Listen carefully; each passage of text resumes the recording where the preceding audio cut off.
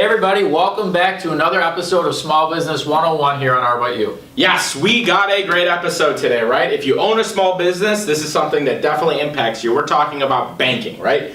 Who better to talk about banking than our banker Ted from Bank of America. Thanks for joining us, Ted. We just did a debt collection episode, but let's do it again. Yeah. Tell us about yourself. Why don't you introduce yourself to the folks at home? Yeah, so Ted Janicki, I work for Bank of America in our commercial lending group.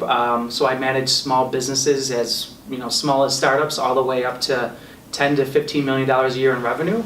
Really kind of specialize in anything that a small business needs from a banking perspective or an employee management perspective or a growth perspective.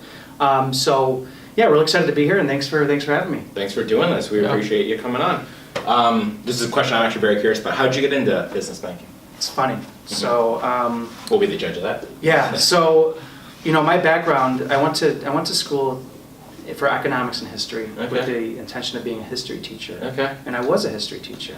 For 2 years, I taught 8th grade social studies. Oh. Which was awful. What were you like as a teacher? I was great. Great teacher? I was a great teacher, yeah. No, honestly. I can see that. I can totally see that. I love teaching. I love the kids.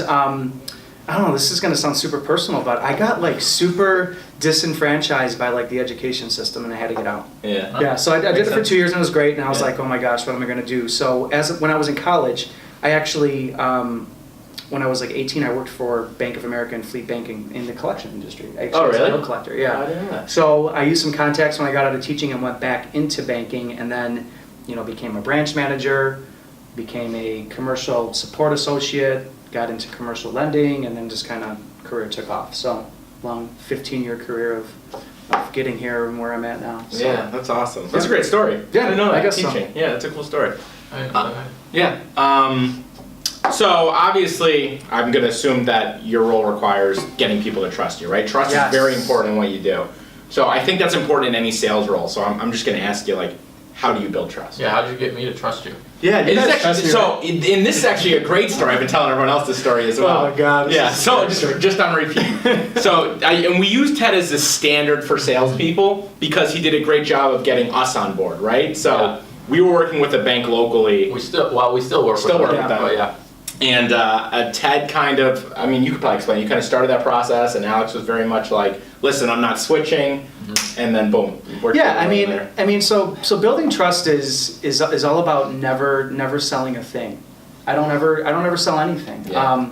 And it's funny, Alex just said, well, we're still with that bank. It's because I'm telling them, stay with that bank. What they're giving you is perfect. I wouldn't change it if I was in your shoes. So, the way that I build trust, Buffalo's a very blue collar type town, right? So, I really kind of go into any business meeting and I approach it as a way of, if you were my buddies and we were sitting at a bar and you were owning a small business, and be like, Ted, I'm thinking about doing this, what would you do?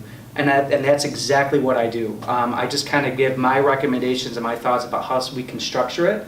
If I'm going to be a good fit for it, I'm gonna tell you that, and I'm gonna give you reasons why, and I'm gonna put something in front of you that's gonna be like, well, yeah, you are the best fit, that's why. But if we're not a good fit, or if I can make a recommendation to another bank or to another banker or to another industry or whatever that might be, I'll kick that over to you. And by doing that, you don't become just like a sales guy or whatever that is. You become an advisor, a trusted advisor at that point. So it's all about just I think having confidence in yourself, and then confidence that you know what you're talking about, and can tell your clients confidently, yes, this is how you should do it, and this is why, and this is my recommendation. And if you want to do it, great, you can listen to me. If not, maybe here's someone else that can give you a different suggestion. So Yeah, and I think that's the thing about any sales, and you do a great job of this, is you're a resource. You know what I mean? You have a question, and then you point them in the right direction, and that's that makes any great salesperson. Leave it to Spencer to turn it into a sales episode. Yeah, so shifting back gears, why is it important for a small business to have a banker? Why is that relationship so important? Obviously, kind of some things we touched on. Sure. So I think for some small businesses, it's not as important for others. But small businesses go through life cycles, right? They start off, they grow, they sustain, and then they sell. So there's 4 life cycles of a business. And when you're in a sustain mode, do you really need to be talking to your banker that much? No. But man, when you're starting out and you're in a growth mode and you're going to have ever-changing needs, every 6 months, every 3 months, every year, you need your banker should always be the card next to your attorney and next to your CPA. Like that's something that you should review and you should look at minimally at least once a year. Because just like in any other industry, things change in banking. There's new products, there's new services, there's ways that things can be streamlined, and it's important to know about those and make your life easier. Because I can not tell you how many small business owners will come up to me and be like, "Hey Ted, I need a $100,000 loan because I'm doing an expansion." Okay, great. And I'll look at their financials and I'll be like, your financials are not looking very good. And well, my CPA told me to do this. And it's like, well, did you talk to your CPA about, you maybe wanting to grow and making sure that you're showing a profit so that a bank can lend to you? And so it's just, and it's like, no, I never thought about that. But if you're having active conversations with your banker, with your CPA, kind of integrating everything all in one, then, it's only going to make your life as a business owner a hell of a lot easier. So. That's a great point. Yeah. That's a great example. Yeah. It's like for us, it's you don't need it till you need it type thing, Yes. right? And it's like great to have had that relationship already, because then when you really need it, it's like you don't want to have to run out and find it and build that relationship, because now you're rushing around. Like we bought a building recently, but we've had this relationship with Ted for years before that. So it's like, okay, it came time to do the building. Okay, here it is. It really was like an email. Okay, we're done. Yeah, and it's like it was funny the first time that Spencer and I ever sat down, which this is going back maybe 2 years ago now. One of the things I asked him, I go, well, what are your plans? Like, you're growing like crazy. Like, you're going to buy a building. Well, I don't know, maybe. And I go, well, why don't you shoot me over your financials? We'll take a look at, just kind of what that looks like and what you can afford. And then when I looked at the financials, I've been like, all right, here you go, Alex. Like, this is, if you're in this price range, great. You can look at that price range. You can look higher. You can look lower. Whatever you want to do. So yeah, it's always that open line of communication that makes things a lot easier. So yeah, definitely does. What are like, switching topics a little bit, obviously you deal with a ton of small businesses, right? What are the biggest hurdles that you see small businesses having related to their finance? You touched on them a little, maybe not properly thinking things through, but. Yeah, so it's, being a small business owner is all about balance. When it comes to finances, how much money do you leave in the company? How much money do you take out? How much money do you pay yourself? How much money do you pay your employees? What kind of, employee benefits should you have? How do you retain employees? How do you manage your effective day-to-day without, spending too much time on things you shouldn't be spending on when you should be spending on running your business? So, these are, and I can go on and on and on about small business hurdles. It's absolutely insane. It's crazy.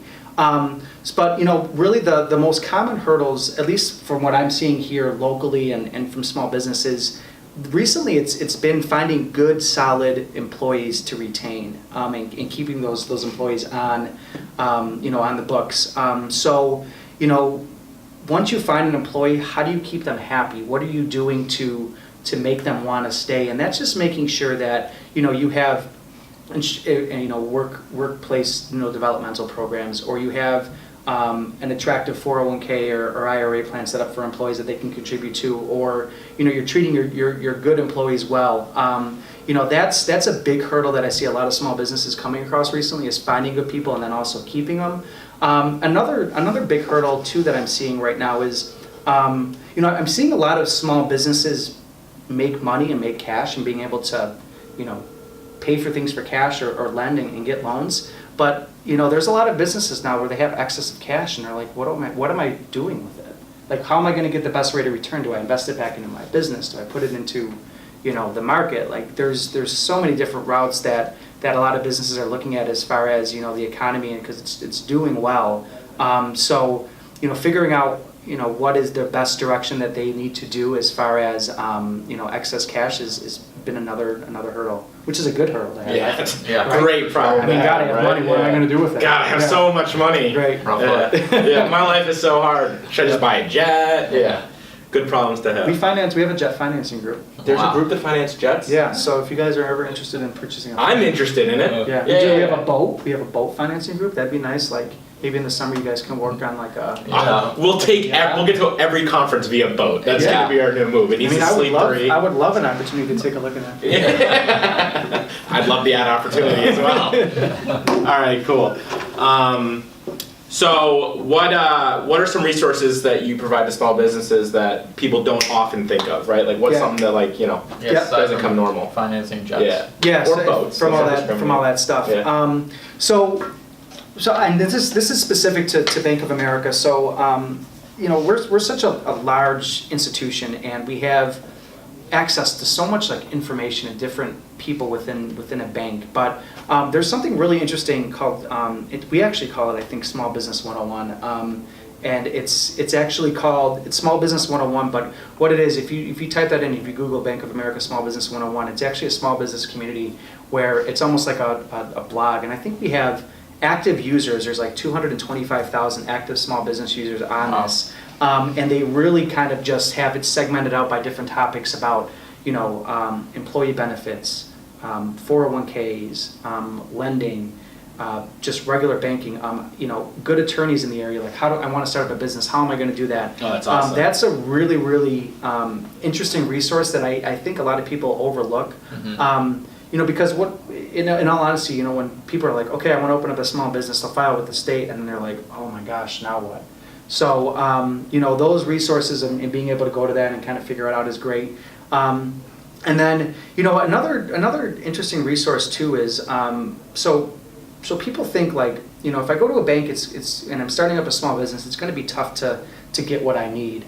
But, Bank of America and even other local community banks, there's these things called CFDIs, Community Developmental Funds is pretty much what it stands for. But what banks do is they'll take pools of money and they'll donate it to these nonprofit organizations. And then these nonprofit organizations will do like startup loans to certain small businesses to help them get started. That's cool. So like necessarily a brick and mortar bank won't be able to help them or do that, but we fund organizations that do that. So talk with your local banker about CFDIs and who they are in their area. There's a number of them here locally about getting in front of them, and that's just like another resource or another olive branch that that's really good, and it helps out people like myself, because if I'm able to refer them to somewhere when their business is booming 3 years down the line, of course, I would hope that they would come back and say, oh yeah, you helped me figure out what I was going to do at first. So build that trust. Yes, and then oh my gosh, Bank of America, and this is any bank, Bank of America, any other local bank, they are always doing like these networking things. Go to those networking things. Spencer, you're the networking king, right?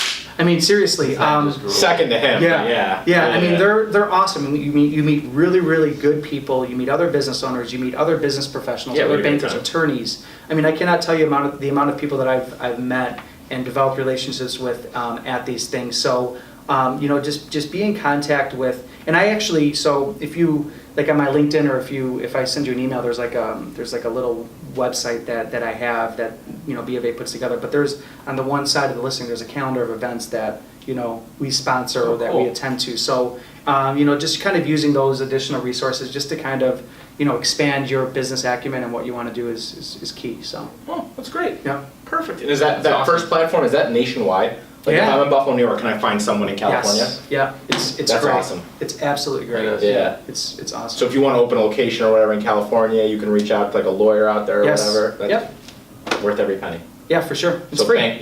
Use Bank of America. Thanks. How can people get in touch with you for anyone who wants to talk to a banker? Yes, so easiest way to get in touch with me is look me up on LinkedIn. We'll link it below. Yes, link it below. We'll link it below. Yeah, that's Jinx. great. Yeah, over here. Easiest way is is either by phone or email, and if you do have any specific questions, I'm an advisor. Use me as an advisor, and I'll give you my insight. So. And it's great insight. Yeah. Clearly, judgment's a little off because he came on this show, but other than that, he's great. Thank you so much for doing this. Yeah, thanks for joining us. Appreciate it. So, as always, thanks so much for joining us. Thanks for watching. Thanks for watching, and we'll see you next week. Thanks. See ya.